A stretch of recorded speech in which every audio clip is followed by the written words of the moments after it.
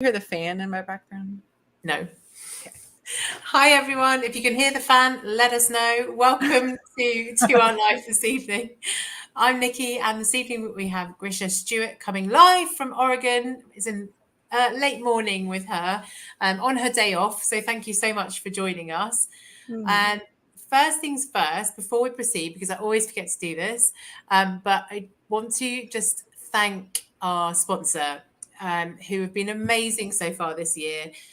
Big Barker. If you don't have a Big Barker bed, then what are you doing? You need one. It can be great for you. It can be great for your dog. They're so comfortable. So yeah, if you're looking for a nice new bed for your dog, especially arthritic dogs, then check them out. And we also have a competition on our CAM Facebook page every 2 months that a Big Barker bed is given away for free as well. So do enter. They are really, really lovely beds. So yeah, have a look at that and keep an eye out for the competitions on Facebook as well. So I'm just going to get rid of that for now. I have to say, I might have to get one of those beds. Oh yeah, I mean they are so, you can just sink into them. My dog has just destroyed the most recent bed that we had, so which was not even really a dog bed. It was like this sort of mattress pseudo thing, sort of a mattressy thing. It was like it went on a big papasan chair. Anyway, it was huge and lovely until it wasn't anymore. Until it was destroyed. Yeah. It's like, oh, this is the biggest squeaky toy I've ever had. And yeah. You've got a Labrador, haven't you? So they do like to have a little nibble on things as well. Yes. Well, thank you so much for joining us. I'm going to shut up now and ask you, if you don't mind, giving us an introduction about yourself, where you've come from. I mean, I've just discovered that you lived in Alaska for 5 years, which is very cool. But yeah, if you want to just tell us about what you're up to now, and yeah, go ahead. Sure. So my name is Grisha Stewart, and I am an author, a dog trainer. I have been training dogs for about 20 years now. Wow.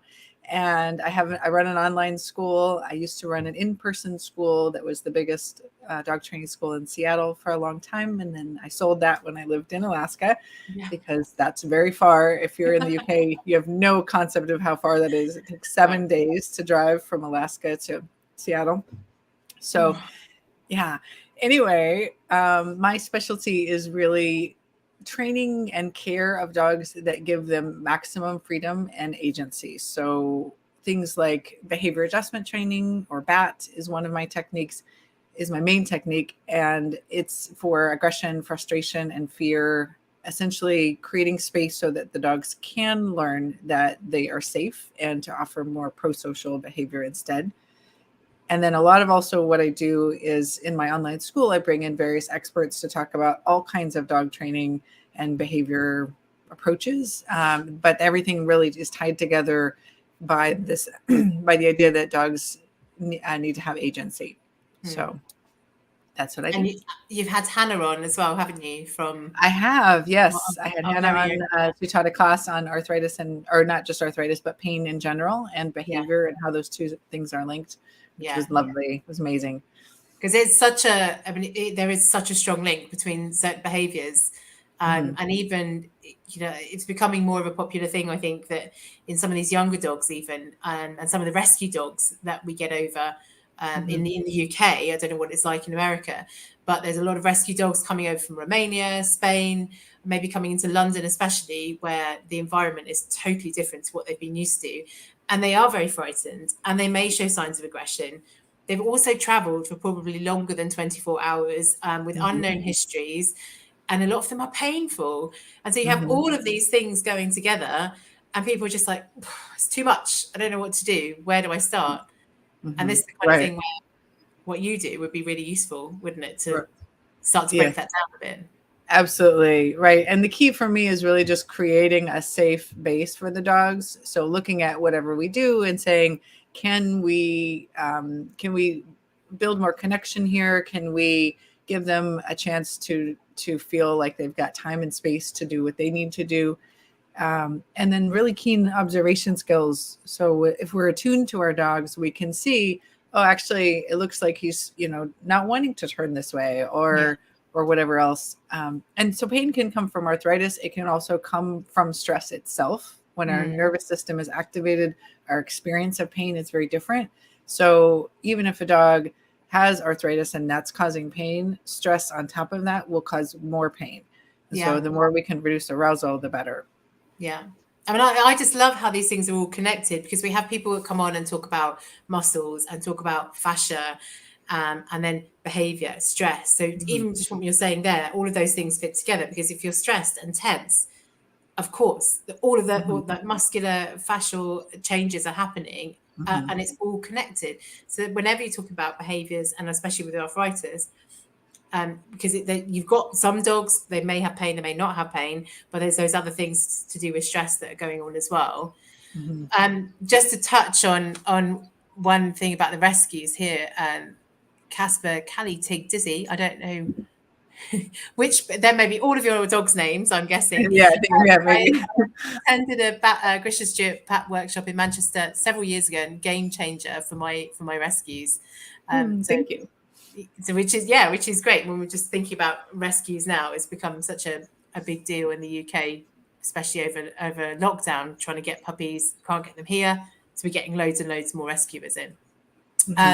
But yeah, so I wanted to just initially start talking about the human canine bond and canine empowerment, and how you would describe that.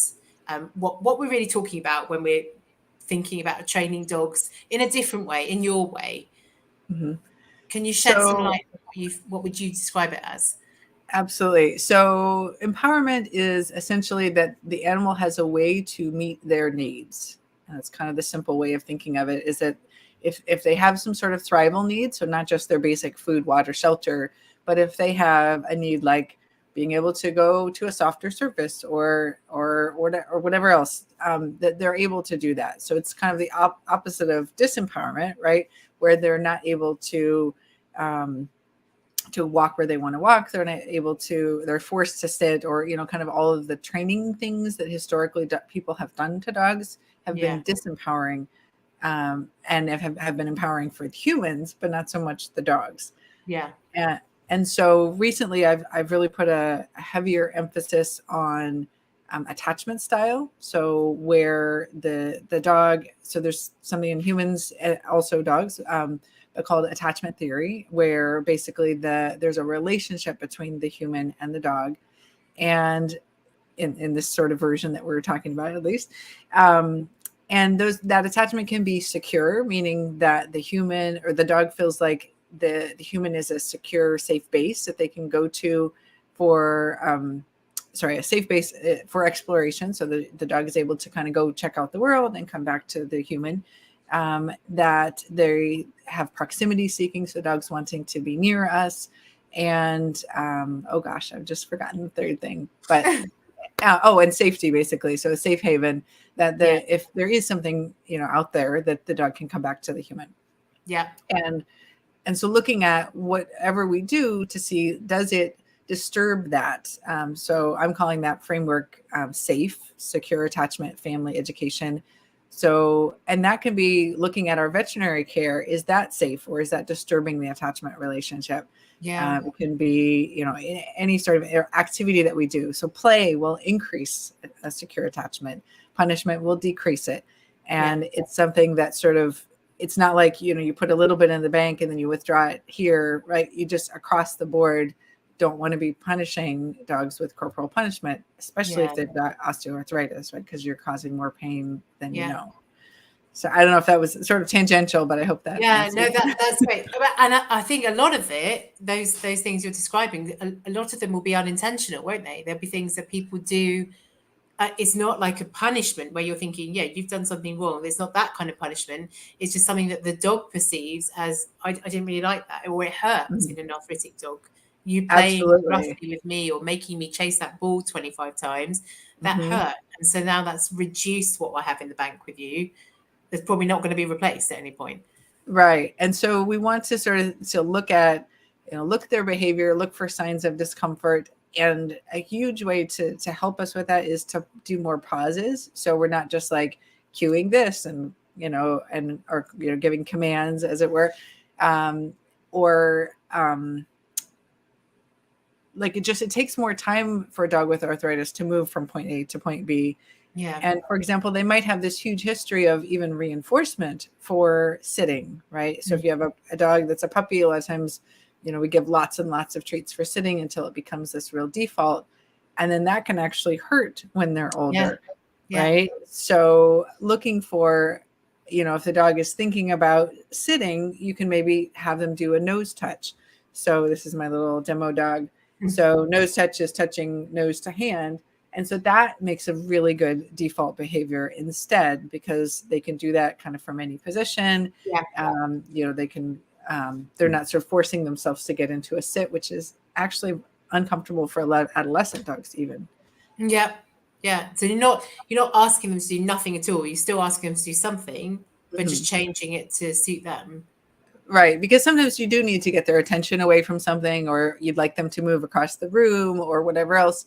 That nose touch is an excellent tool that you can use in all kinds of different places. Yeah.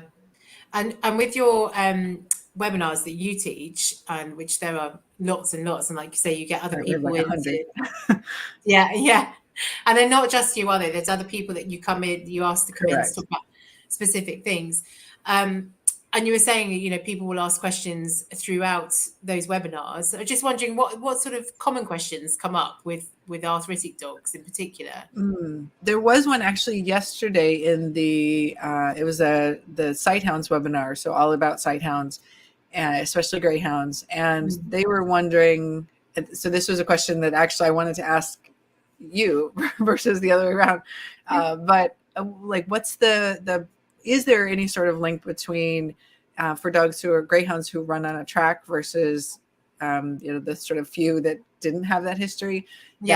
Is there more osteoarthritis in track greyhounds? I mean, we do see a lot of rescue greyhounds, and I wouldn't say that they are any. I don't see a greater amount of arthritis compared to other breeds. I think they're made to do those kind of things, and we know also that at a young age, some exercise, or some of even that quite vigorous exercise, is been proven doesn't always cause that much damage, because also it's not, a lot of the time it's not an abnormal movement. They're running in quite straight lines, and so they're not doing things like twisting and abnormally catching, the things that we know are really bad for joints. So I wouldn't say that it's any worse than personally what I've seen. I don't know what other vets would say, but I mean, I think arthritis is a massive deal in every breed when they hit a certain age, and even in some younger dogs. But I don't think it's more in the greyhounds, because I think that would make sense, right? Because it's not that sort of like slamming around for fetching.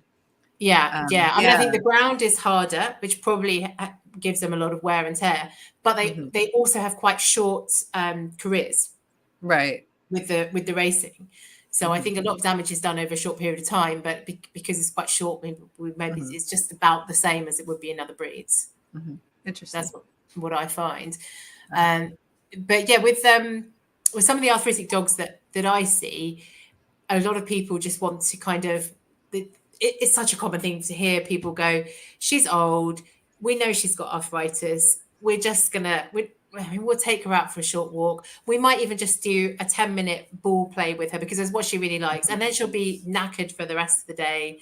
But we're not going to do anything else because she's old. We've kind of given up a little bit about doing anything. What's your opinion on that? So one thing I know as a human is that our joints, actually, it's better that they move. And in fact, our spine, the only way to get oh gosh, what's the word? To get lubrication in some of those joints is for them to move, right? And I would imagine that sort of body, slamming to go get a toy that's being fetched is sort of the worst kind of exercise. And so what we do a lot of is scent work. So if a dog really does like their toy, we have them, just wait or behind a barrier or whatever, and then hide the toy. So the dog's going and finding it. That's way better exercise. Also, just having their regular dinner be something that they go around and find. You can have it up on higher surfaces so they don't need to bend their necks over quite so much. So just kind of like with ACE-free work, where they're on elevated platforms for things. And then just walking really at the dog's pace. So it's not so much that the dog doesn't want to walk, is that they don't want to walk beside you in heel. So sometimes they want to stop and sniff, and sometimes they might want to go ahead. And so I walk dogs on a 5-meter or a 15-foot leash, and I let it out when they need more space, and I want to walk ahead maybe a little bit. I'll just let some line out as I go ahead, or if they want to go ahead, then we'll do a little bit of that. Mostly the leash is, I keep it relatively short so that they actually have room to let out the line. But whenever they stop, I'll stop with them a lot of times and then shorten up the leash so that I'm ready for their next move. Yeah. And so that's something I do with dogs of all ages, but especially a dog with arthritis, just putting aside some time to just walk with them. And you don't have to go as far. You can just kind of circle your block so that if you start to see signs of discomfort, that you can head home. Close to home. Right. Yeah. Yeah. I mean, I think the take home is to still take your dog out, but just change the kind of exercise, isn't it? And I guess read them. I mean, how would you advise people to go about looking more at their dog? What kind of tips do you give people when you want them to read what their dog is telling them more? One of my favorite tips is to film, especially if you have a slow motion camera, and just film an interaction or film, as they're going on a piece of a walk or whatever, and look for signs like averting their head when if you talk to them, or give a cue if they sort of like lip lick and turn their head. A lot of times they're not just like being shy. They're saying, that's going to hurt if I do that. If I'll just sort of pretend like you didn't tell me that. That's maybe not what they're saying about pretend, but they're just sort of like trying to get that to not happen. Watching for are they walking on more of the grassy surfaces, or would they rather walk on, the pavement? Would they rather walk in mud? Whatever the surface might be for your dogs. And then of course, really even just around your house, looking at surfaces, if they're, making sure that those are all solid for the dogs. But back to body language. So where the direction of their eyes, what are they paying attention to as they go on their walk? And you can see kind of like, you can almost kind of read a dog's mind by watching their eyes more, as well as kind of the main movements as well. So with watching, do you find that some dogs are really not enjoying what they're doing, whether it be on a walk or in the house in a situation where they maybe are uncertain about new people that have come in, or wherever really, if you're playing with them and they've had enough? Are those kind of eye movements, the licking of the lips, this is what we're looking for? Absolutely. And I'm sorry, I'm going to answer a totally different thing because it occurred to me and I don't want to forget. Okay. Part of kind of a previous piece, which is that in terms of attachment, right, there's proximity seeking, that they want to be near us. And so if you're finding that your dog who used to do that is no longer kind of in the same room as you as much, that it's probably due to not having a place to be. So I think it's really important for dogs of all ages that we have a landing spot for a dog in every room that we're in. So if you spend time in your upstairs, sewing room, then there should be a dog bed in there, or a space for the dog to be, right? So and also if you have multiple dogs, making sure to sort of account for the fact that one is going to prefer this and the other one's going to go here. So, looking like when your dog comes in the room, back to body language, that they might give a sort of look around, like, where do I go? Like, kind of like, in high school when you're like, you have your lunch and everybody's sitting at their tables and you're like, where am I going to sit? Dogs kind of have that expression sometimes. Yeah. And that, I guess, then coming back to that, is if they walk into a room and they can't find anywhere that they feel comfortable or safe, then that's then taking away from that bond with you again. Absolutely. Right. And it might used to be that right next to you on the couch is where they wanted to be.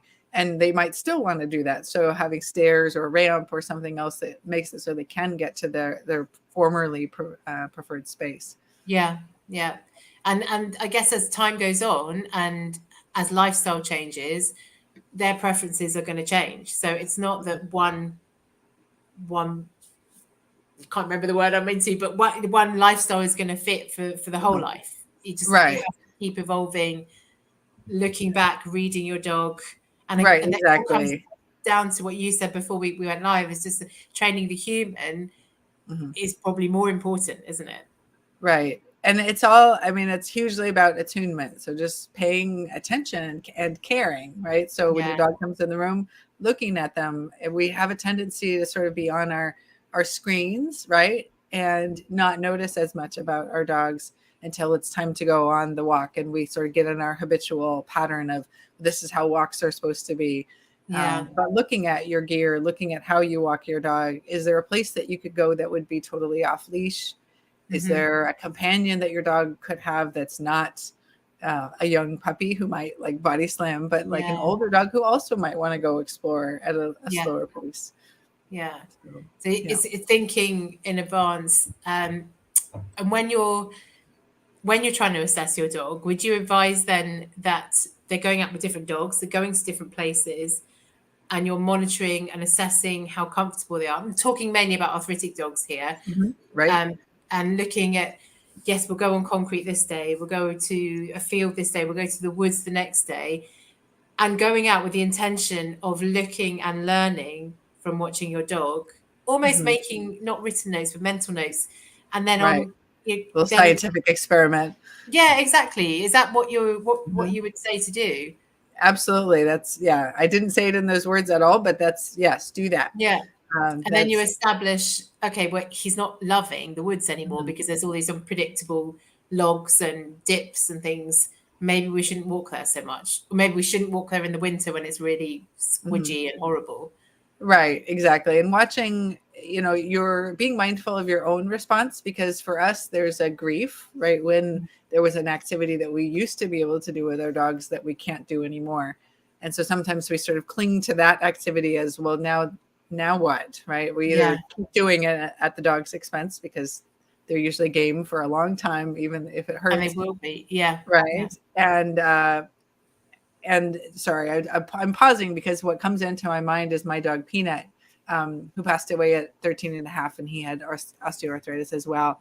And I look back at pictures of him and like activities that we did together.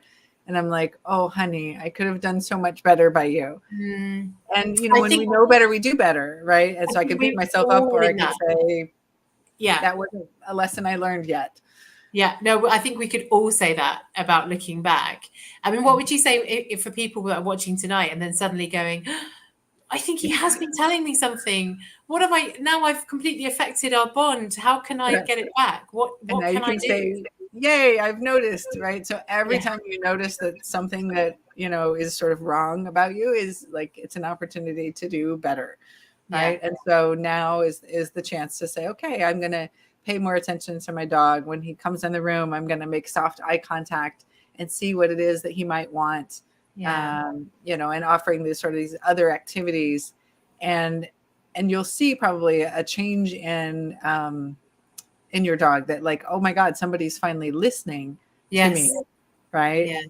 And the cool thing about the more, what I've found and what my students have found is that the more we kind of pay attention to our dogs, the more we're also able to sort of honor our own selves and the ways in which we do things that actually are uncomfortable, but that we sort of do it out of habituation, like habitual patterns, right? Or expectations. And so we're better able to stand up for ourselves as well. It's all kind of back and forth. So it's listening to everything, not just your dog, but because I think once you start, if you change your mindset, it does affect, and even then looking at people you're working with on a day-to-day basis, you start to see things that you didn't just ignore before, but you just genuinely didn't notice it. You didn't. Right. Exactly. It just wasn't on your radar, right? It's like a color that didn't exist, and you're like, oh, I see that everywhere. And I like the team that I work with, I love them to pieces. And we as a group are also kind of on this sort of self-discovery path, right? So I had a class that I taught called How to Human, and that's in the school. It's also free for people who want it. And I'm finding that like my whole team, like we're learning, oh wait, that's a boundary we could set here, or oh, I'm, not comfortable here, but I am here. This is where I thrive. And so not just finding out like what doesn't work, but really, really focusing on what does, which is why I like the attachment stuff, because it's more this question of like, does the dog feel connected? Do they feel seen? Do they have a felt sense of comfort? Yeah. And so like massage for the dog, that's a wonderful bonding activity. I do that with the 5-second rule. So petting for no more than 5 seconds and hands off, and seeing like, does the dog ask for more? Oh, okay. And then really paying attention to like, what part of the body is my dog actually trying to put into my hands, right? Yes. So rather than us like moving to where the dog is, like, letting them sort of shift around to say like, oh, it's actually right here and I need this much pressure. Yeah. Yeah, you do. And people commonly come into the vets and say, she never really likes me touching around her neck, or she never really likes me touching around her tail. And I'm working on it. I'm trying to I'm trying to do it every day just to make sure that eventually she'll let me. But actually, in what you've just said, what you're doing is punishing. Right, exactly. Which is the worst thing. Right. And so I hope most of your people are adults, but it's not so dissimilar from sex, right? It's like ask for what they let the dog ask for what they need. Pay attention, right? Yeah, exactly. So, take note and like sex with adult humans, in case that's not clear. No, I'm thinking of one in particular at the moment that I'm seeing, a younger dog, and she just doesn't like her back end being touched. And even uncomfortable. But you keep doing it. But and I know the owner is very keen just to, because I think in a lot of show dogs, they have to be touched or shown and stand in different ways. And if you're from a show dog background, which some people are, you have that mindset that, well, we are going to do this because this is right. But then that's the human being right. empowered. And so much of our training is about historically is about how to get dogs used to something versus saying, oh, this is a diagnostic tool. Maybe they're not comfortable with this because I need to go to a physio and have them check out where the pain is here. Yeah. Definitely. How did you get into what you do? How did I get into what I do? Yeah. So you're talking about the school that you had in Seattle. And I know from your website and obviously all the information that I was reading, you have quite a novel approach to, very positive, which is the way that a lot of dog training and behavior is going, which is fantastic. Yes. But yeah, how did you get into it? What made you so passionate about what you do?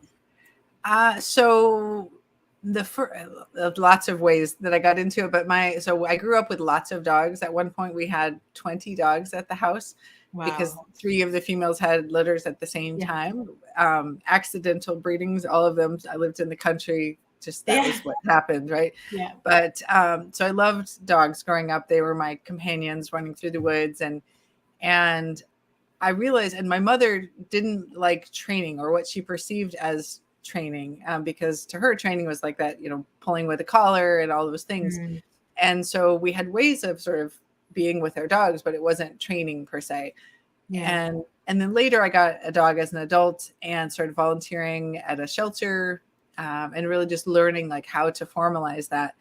And in my first training, I have to say it was all about like fulfilling my need for controllability, which we all have and our dogs have. So I could get dogs through treats and clickers to do all kinds of things. Like Peanut would walk backwards like 100 feet. And it was, it felt like, okay, now we're bonding because I can say something and he's listening. Yeah. And then, right. And then as he aged, I was like, but like, there's still this piece where he's freaking out sometimes because he was, and this was his whole childhood and everything was like, he was reactive to people and dogs.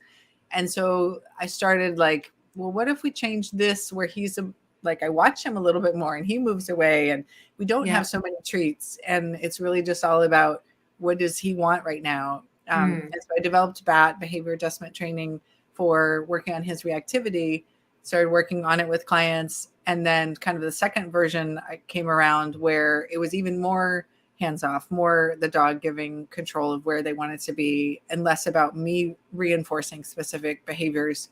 Okay. And that's when I discovered actually he didn't want to be even as close as we had been to the triggers. We had to start farther away and then build up more comfort. But in pretty relatively short, like, I think it was like 6 months working through his dog reactivity at age 11 that he had had his whole life. Right. And what do you think had triggered that in the first place? You don't think it was pain related? I don't think it was. I think it was under socialization, and he had trauma or a sort of a weird upbringing when he was a puppy. So he was a rescue puppy. He was in the shelter when his amygdala went online, basically. So he was, and his mother got put to sleep because she was aggressive. And so there's kind of a genetic / environmental component there. Okay. But so he essentially, though, it's very similar to if a dog is experiencing pain, it's like, don't keep pushing that spot that hurts, right? And with reactivity, we tend to just keep putting dogs too close to something, and so they never have a chance to find a place of comfort. Yeah. So So in a lot of situations, what would you say, giving them the time is what was the biggest thing that we could give our dogs to space and time.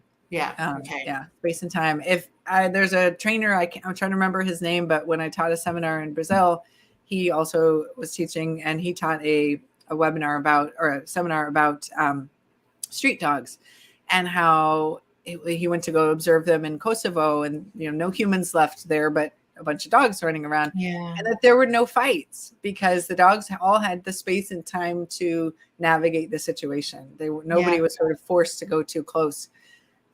Space and time, which we don't have in in built up areas where we all live, or where lots of people live. Right. And it takes some creativity to make that space and time. So you might not have to be, or might not be able to be like really far away, but you can take a couple of steps off the path. You can go around a parked car. You can walk in a different location, possibly, or a different time of day, or in the parts where it's a tight squeeze, at least in terms of reactivity. And if there's a sort of a tight squeeze that, you're going to walk too close to the other dog or person, then you shove a bunch of treats in and get past it. But that's not really, that's like a coping strategy. It's not, for me, the kind of big learning of agency where the dog learns, oh, I can actually look away and keep going around, and that works for me. So giving them a chance to experience what safety feels like so that they can go back to that.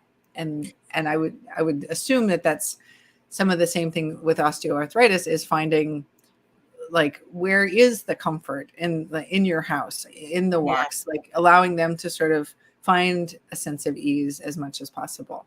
I mean, would you say then that it's true that, talking about more fearful, which could be arthritic dogs because they're fearful they're going to be hurt, but any dog where people are having problems with them, like out on a walk, interactions with other dogs, not being able to walk past them, would you say that really the first step of that is working on that bond between them and us before we then go out and do anything? Right. And part of that bond is, I will protect you. Right. So I will not put you into a situation where there's going to be pain or attack or something.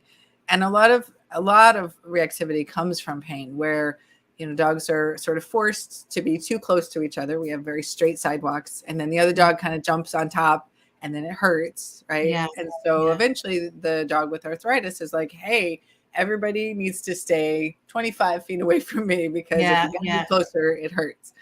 Right. And so learning that actually they just need to, they can pass by, and that we're not going to force the greeting.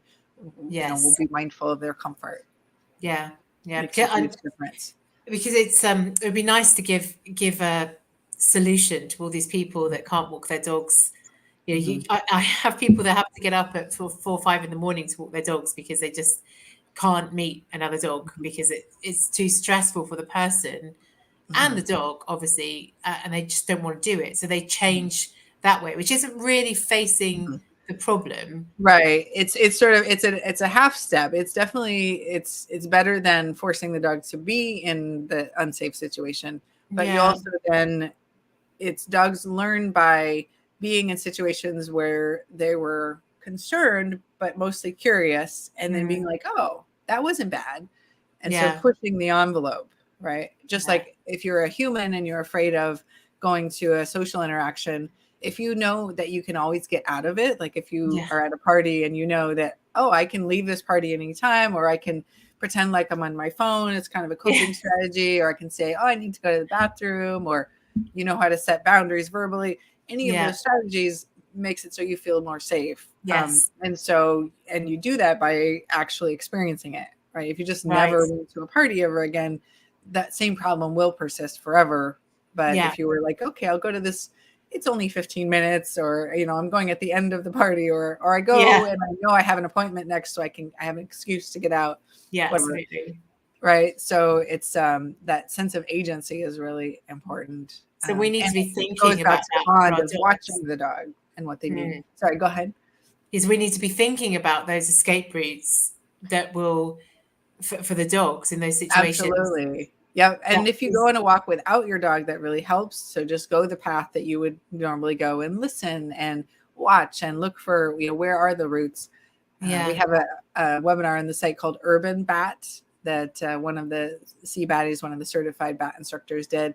And it's so good because she really lays out like how to do bat in a city, how to give that sense of agency in a built area.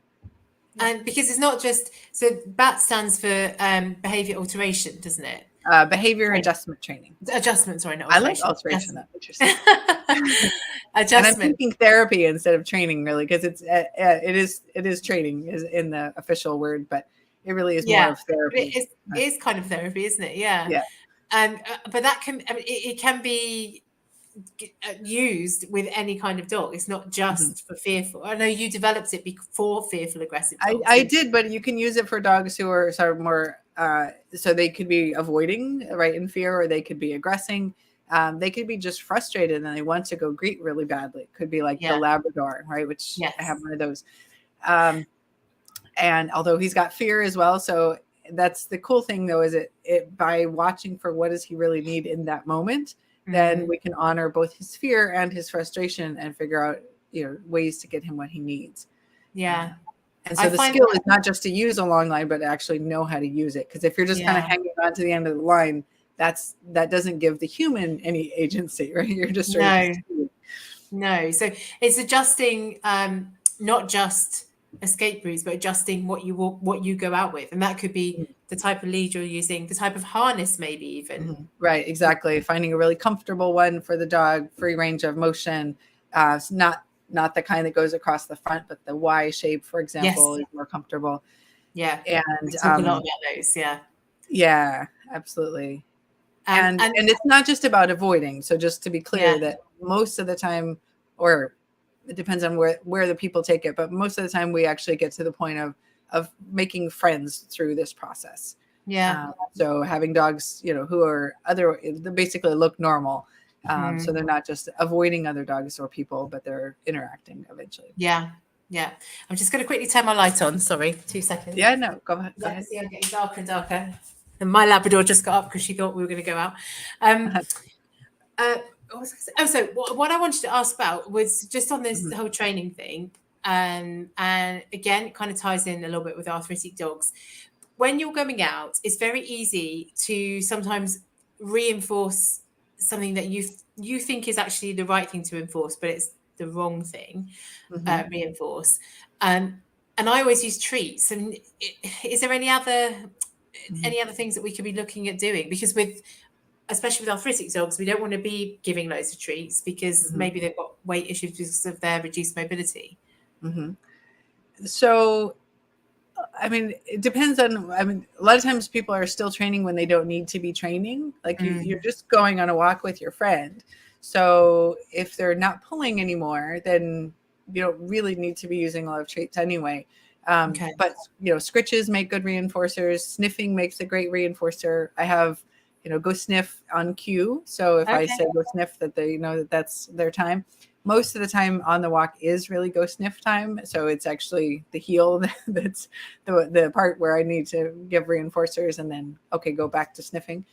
And then just being present is a huge reinforcer for dogs. Mm. So, if they're kind of look back at you, there's very often this really clear communication of like, hey, can we go do this thing? Like they sort of look at the thing and they look at you and you're like, yes, let's go. If you look for it, you can see it. Yeah. So that attunement is very reinforcing. Yeah. And if you are needing to give treats, then make sure it's coming out of the calories of the rest of the day so that we don't end up with weight issues. And definitely.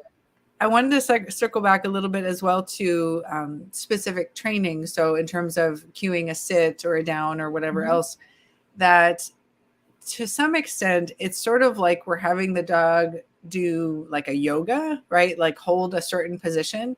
Yeah. Except it's not really meant to be a healthy position. Like it's like we're not doing it for the sake of the dog. It's just to like hold still, right? We're just telling them like, do this thing for my sake. Like don't move so I can get out of the gate or whatever, right? Yeah. So it's almost like we're having them practice like yoga positions, only they're not healthy body positions. And the body like remembers positions. So we need to sort of be mindful of what are we asking the dogs to do over and over. That's one reason I love the ACE free work, right? Is it's really freeing for the dog and getting them to do different positions that they sort of naturally will move into to go get a treat up here or whatever else. Yeah. Yeah. And I think we said before that some of the things like when you have a puppy, you just have this list of things. And if you get very old behavior books, there's all these kind of tick, tick. We must make them do this, this, all and of this. these things, right? Yeah. Exactly.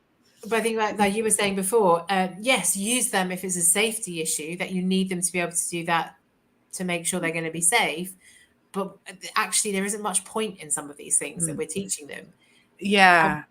I think it comes a lot from the history of dog training that it comes from either dogs doing, actually all of it really, but was like dogs doing a job.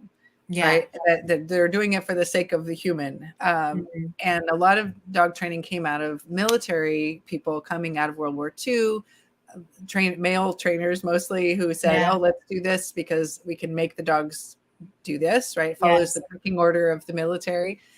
And even though now we do, a lot of us do positive training, excuse me, we still have that mindset of, showing that we have control over a dog using training rather than it being about this sort of joint effort, like that we're just parenting them. We are caregivers. We're not, like we're making them stay in our homes, right? If we left it up to the dogs, a good portion of their day would be off roaming the streets. Yes. Yeah. Right. Yeah. And they're not a toy that wouldn't be good for them.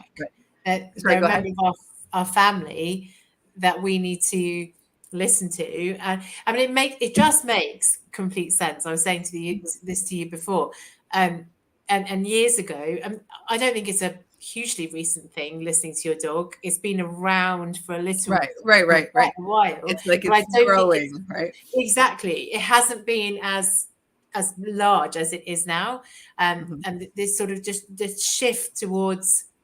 And so ACE, somebody asked about what ACE is, and Claire, who works with you, has written on there, the animal-centered education.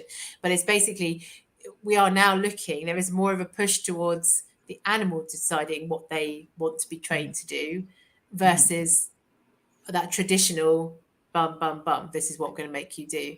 And it just makes perfect sense because these are not, people are not judging you on how well you can get your dog to sit.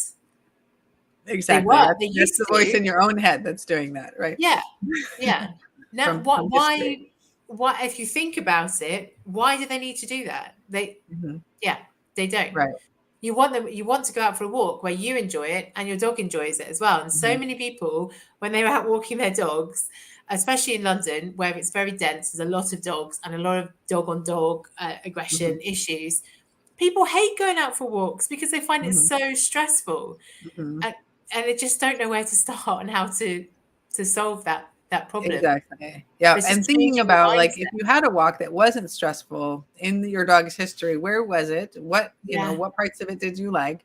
Can you recreate some of that rather than having this idea of like this is how a walk should be, for example? Yeah, definitely. It just makes complete sense. People want to. One thing to go ahead. No, I was going to say people want to spend hundreds of pounds trying to fix a problem, but actually it's there. Mhm. Right. Yes. And one thing to think about as well is that so there's different attachment styles. I'm going to circle back to that safe framework. Safe, yeah. So there's different attachment styles that humans have, right? So we can be secure, meaning that we're sort of comfortable with loving and being loved and having proximity and it's sort of bonding in that way. And then there's the insecure attachment can either be, and there's different ways of framing this, but this is kind of the standard way. But insecure, which is about 60% of people, can show up as avoidant, meaning like oh, don't stay too close to me, don't cling to me, right? So Yeah. the fear of too much connection. Yes. Because they're not really comfortable setting boundaries well, so they set them really far out. Yeah. And then there's also and as far as insecure, there's anxious attachment. So meaning like, oh no, I'm going to lose you. Please demonstrate that, that I'm lovable, right? So that person kind of wants more closeness and the other person might be sort of moving away. It's sort of the kryptonite if those two end up in relationship with each other. Yes. And then there's also anxious avoidant, which is a very small piece that can be sort of both, that they're like kind of don't want people too close, but they also don't want them too far. Okay. Sort of afraid of loving and being loved. Yeah. And so dogs, circling back to humans, that people who developed dog training methods also come from all of those different styles. Yeah. So some of the dog training methods are basically avoidant parenting, right? Right. So if you, and that they don't want a dog to sort of be in their face all the time. Yeah. And they don't like, they want to sort of leave the house without acknowledging the dog and have, so they're wondering why the dog is so clingy. Like that's kind of the avoidant style of dog parenting. Yeah. And so looking at the humans themselves and it is something that can change over time, our attachment style. And so by looking at how we connect with our dogs, we can actually connect better with humans as well. Right. So you said 60% of people are that kind of avoidance. Insecure style, either anxious or avoidant or the sort of combination of those two. Oh, that's interesting. Yeah. And, contributing factors are like trauma or parents who had trouble giving enough love, or parents who were overbearing and being too much, like not allowing exploration. And you push against that then. Right. So if the parent doesn't really allow any exploration, you end up often then with a child who's more avoidant, who's like, whoa, I need my space. Yeah. So. Yeah. And some dogs are going to be like that, especially the ones that maybe you haven't had from as a puppy. Right. And if you don't know their background, who knows what you're getting. Exactly. So exploration is a healthy part of life. It's something that a secure parent would do and something that it's important for us to allow dogs to do. Yeah. It is really interesting how closely the human world and the dog world are very close in how you look at things. Because there would have been people been looking at this for years and years and now confirming that there is a link, that dogs experience the same feelings and the same social interactions that we do. Exactly. So there are lots of studies. I mean, so mountains of evidence of attachment styles since the 50s. The last 20 years, there's been more studies on human attachment relative to dogs. So our style that we have with our dogs. And then there are also a fair number of new studies coming out about dogs' attachment styles to us as well. So, it's so interesting because if you read enough about it or just take the time to think about it, it can probably make a massive difference to a lot of dogs' lives. And absolutely. As well. And this is also another area in which you don't do anybody any favors by beating yourself up. So if you have a more anxious or avoidant attachment style, just know that this is a learnable skill. Yeah. Right. To be able to give a sort of secure attachment parenting. So learn about it. Maybe start with your dog. Start with your dog. Exactly. Because they can't talk back. Yeah. No. Yeah, exactly. And they're just generally nicer and right. And I have this pet theory that we treat our dogs very similarly to how we treat our inner child. So it's also a personal growth strategy. So maybe then if you feel like if you're sitting here watching this thinking, yeah, I am a bit distant from my dog and not really listening to what they're saying, then probably start listening to yourself and looking at what you need as well. Yeah. Exactly. If you have resentment towards something, what are you not asking for that you need? Yeah. Yes. Wow. It's really powerful stuff, isn't it? Just, once you start to look into it. I'm just going to read. So this is Casper Callie, who came to one of your things, your talks. My 15-year-old dog loves his sniffari walks. I like that. Sniffari walk. That's a good one. On a long line, his choice of direction. Yeah, obviously you've attended and taken home the messages that you needed to and taking them on to everyday life, which is great. And we've got a message. Oh, this is from your Claire, isn't it? Yep. My Grand Basset often does a complete 90-degree turn to follow it, taking my arm with him. I can't remember what we were talking about then. I don't know which piece, maybe the enjoying the sniffari part, but yeah, possibly when he just doesn't want to leave. And that's where it's really important to be paying attention to the dog, right? So to look for what is my dog paying attention to? So rather than just like the whole body, but with the mindfulness of what is he paying attention to? And then if you have a dog who has sort of the tradition of going off in a complete 90 turn, then to keep the leash shorter relative to him. So stay closer so that if he does take a turn, you can let more of the line out. Because if you have 15 feet of line, then between your two hands, there's a whole bunch of slack. So you can let some more of that slack out slowly. So at first it's kind of you let it go zip fast, and then you slow it down by squeezing down on it. We also have a technique called a leash belay, which uses rock climbing gear for walking. Oh, wow. So that's so if you have a dog who pulls really hard, that can be handy for that too. So you attach it to you then, and then low on your hips, exactly. And then that way you can sort of manage with just one hand at a time if need be. So, and then the friction all goes into the belay device, and so the heat, you don't have any friction on your hands for rope burns. And so you can bring the dogs very slowly to a stop, which again, with a dog with arthritis is helpful because you're not sort of slamming them, you're just slowing them down. Yeah. As long as it's safe to do so, not by a main road, then obviously, that's right. Exactly. Right. So I just actually shared a thing about how to very quickly get control of the long leash if you are in a situation where you need to get, if you're about to be by a main road and you need to get closer, you can do that. Okay. Well, without hurting them, without applying too much pressure and. So that particular one is more about just doing it fast. So so we're not yanking them to us, but we are stopping sort of immediately and then getting up to the dog. So, okay. Yeah. I have to say that the long want to be watching for that. The long leads, I think, are just amazing. The game changer. It's something that I never thought about. I never used. I never recommended people to do it. And then I went on one of Chirag's behaviour courses last year, and all the cases that were coming through, it's kind of like the first thing he would do is take the lead off of the dog that came in and attach a long lead. I'm going to take credit for that. Do it. Oh, brilliant. Okay, brilliant. And I thought, this is, and then watching, there's no pulling. The dog has freedom to do exactly what it wants, but you've still got some sort of control there if you need it.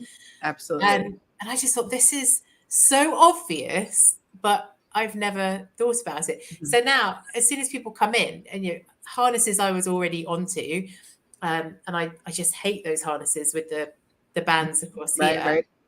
And then they're always really bulky and they don't fit well. And when they're moving, they slide. Yuck.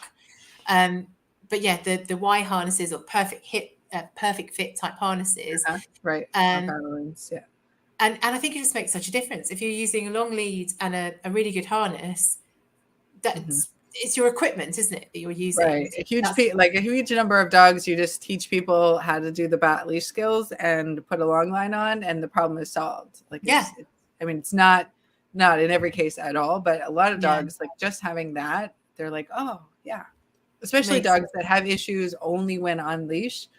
It's the world of difference. Yeah, because they don't even realize that they're on it, do they? They feel that, again, it's all talking about canine empowerment. they Mhm. feel like they have the same freedom that they would have without the leash on, without the lead. So Exactly. Yeah. Or at yeah, least much closer to it. yeah, Yeah. yeah, it makes so much sense. We've got a question here. So from Sierra Nevada. What are other postures commands in addition to sit to avoid with dogs who have arthritis or hip dysplasia? I have a new older rescue and want to train her in a way that won't hurt her. Hmm. So I would say generally that I don't teach a lot of position behaviors, although I do teach a down kind of in whatever way that they want. So it's more of a settle. Yeah. So they can, hip can go to the side or whatever. So rather than saying this is exactly how I want your body to be, it's more of I want your belly to target on the floor. Okay. So targeting tends to be safer than like holding a specific position. Okay. And I'm much more inclined in the house rather than saying to lie down. I'll tell them to go to their bed or whatever, so that there's a space that they're going to, and then they can choose how to settle there. But even with that, if it seems like there's any sort of discomfort or grumbling, or they're not just enthusiastically going over there, then I'm going Yeah. to be looking for something I can change. Yeah. Yeah. So, but yeah, with the young dog, more about targeting. Okay. Yeah. And I think also about the commands, Mhm. and if you were talking about go to your bed, is looking at not just how they're comfortably settling in there, but making sure the bed is the right size. When we're talking about Mhm. arthritis, nothing to do with behaviour things, but Right.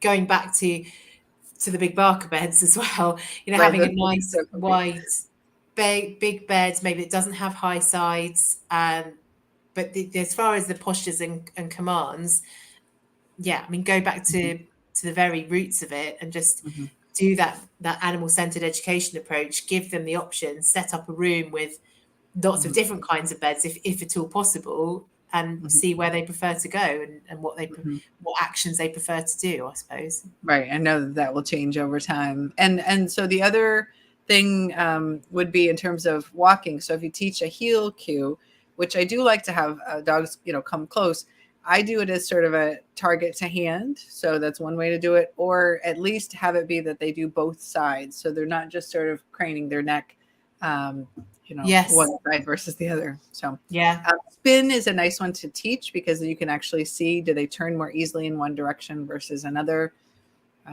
Yeah. Yeah, that's one thing I like to do. Again, not a recent thing, but one thing I wouldn't have done when I was a new graduate. When I look at dogs moving, you want people to send you videos of them walking, maybe running, but Mhm. actually you can get a lot of information if you just ask them to walk in a really big circle. So you're not asking them to do anything tight, Right. but to see, because a lot of dogs have a lot of neck pain, Mhm. or upper shoulder discomfort, and you can see that a lot of them do prefer to turn to one way, Mhm. and maybe we are reinforcing the wrong way sometimes by always Mhm. walking on one side of them, or Absolutely. getting in Yeah. and out of cars. How are we doing that? Do we always come from this side? Do we always come from that side? Try different things, I suppose, and see what's more comfortable. Mhm. Yes. And I regret with Peanut that one of the, like, probably the very first thing that I did free shaping with was roll over. Okay. And so that was like his default behavior to Yeah. offer, even when he was like, oh God, this is gonna hurt. And I'm just like, Oh, oh honey, please stop. Don't do it. yeah. So yeah. But he knew that it was something that you really loved him to do before. So, Yes, exactly. This and it has a made huge you feel reinforcement empowered. history. I'm going to do this, even if it Yeah. hurts. Well, Yeah. it's reinforcement history is like, it's powerful, right? It's like I'm laying in bed with this phone, right, with my Yeah. neck craned, and I'm looking at it, and my shoulders are gradually getting more and more painful. Until Yes. finally my brain is like, hey, Grisha, have you noticed that you, right? And so, like, yeah, reinforcement history, it's Yeah. powerful. But it is a lot of these things. You'll sit here and you think, oh, I did this, I did that, I did it wrong. It's all unintentional. Of course it is. Exactly. But Yeah. now just maybe spend a little bit more time thinking about what you're going to do with your dogs. Right. So Can I do add one more piece yeah, of as course. well? Is just, if the other piece I would add is having mindfulness toward your own body throughout your day, just really being aware of, how do I feel right now? because having that awareness will give you more awareness of your dogs. I think it's, if you can kind of maintain about like 60% of your attention on your body and the rest of the attention on what you're doing, that's actually gonna really serve you. So, but and even just sort of touching back from time to time is fine. You have a webinar on that as well, don't you? Did you say you've got the human webinar? I do. So I have How to Human, and it's in there, and it's especially in the How to Train Your Nervous System webinar Suki Baxter did. It's great. It's we tend to store trauma in our bodies, and so hers was all about pain in humans and how that's linked to experience and how we can work through that. And it really shed light for a lot of folks on dogs as well, because it's the mammalian nervous system. Yeah. No, and it is a really big thing, especially in the last 2 years.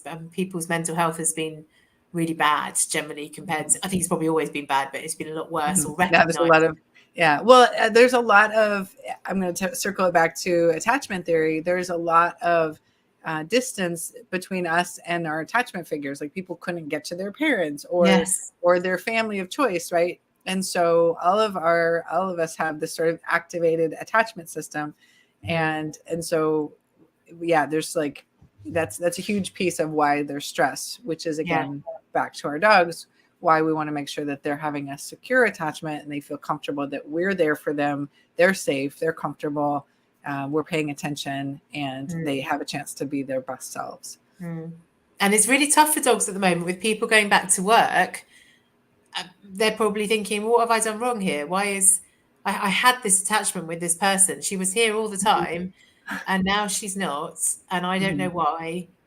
And right. Really, the dogs are like, did I do something? Yeah. So again, making that sort of part of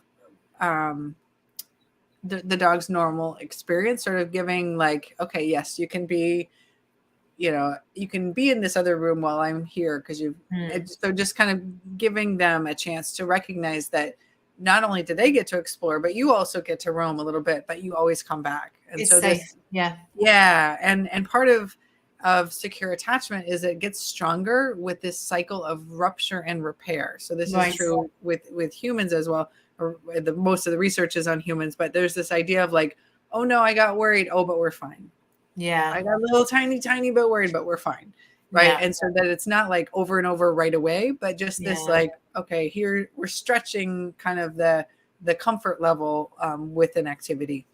Of course, again, making sure that they're physically safe and not in pain and whatnot as well. I think basically what should happen is when you get a puppy or a dog, you should be obliged to take one of your courses. And just be like, so this is what you have to think about, and people with children as well. As soon as you have a child, absolutely they right. Some countries have parenting classes required. Now think about what you're doing to your child right from day one and their attachment, and because there's all these weird. I mean, I'm not even going to go onto it, but there are books that have been written probably quite a long time ago about the ways you should manage to get your child to sleep through the night. So don't leave them alone, let them cry for hours. Right. They're not attachment informed or trauma informed. Yeah. And people are still doing it because the books are selling like hotcakes. They're still they're bestsellers, and it doesn't make any sense when you think about it. And then that's why there's 60% of people with this whole, not avoidance. What did you call it? 60% of people have the insecure, because this is what their parents were being taught when they had exactly, which is why those books appeal, because it sounds kind of similar to what they were doing before. So it takes a while for science for the science to sort of filter down into society. I think it is more and more, which is nice. I have a friend she's not a midwife, but she's into breastfeeding, stuff like that. She goes into bookshops and she'll buy several copies of these old books, and she comes out and just puts them in a bin. Or she goes into charity shops and gets them and just comes out and puts them into a bin. Charity shops would be good, because then the shop isn't like, oh, we need to stock more of these. Exactly. I tend to sort of like turn them around or turn them over or put them sort of the dog training books that are really old fashioned. Totally. Yes, exactly. So circling back in terms of puppies, we do have a class called Empowered Puppy Raising, that kind of walks people through week by week what they can do. So how many weeks is that course then? How many it's a webinars? 6-week class if you really push through, or a lot of folks do it in 12 weeks. Okay. And it's on demand, so people can take however long they want. So I will put all the links to, and Claire's helpfully put some links into the comments as well that I'll just get together and put into the blurb after the live. But I just wanted to, for last things, have you got sort of 5 top tips that you would say? And I would happily, if you wanted to say that using a long line was one of them, I would want you to say good. that. Excellent.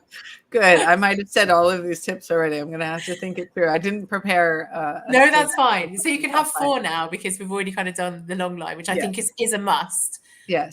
But what other tips would you be on? And so these are top 5 tips for people with dogs in general, dogs with osteoarthritis. Yeah, ideally with dogs with arthritis, but because a lot of our owners with arthritic dogs will have younger dogs, and they're having to cohabit with the older arthritic dog, so they also need to be listened to. So you're basically your top tips about canine empowerment.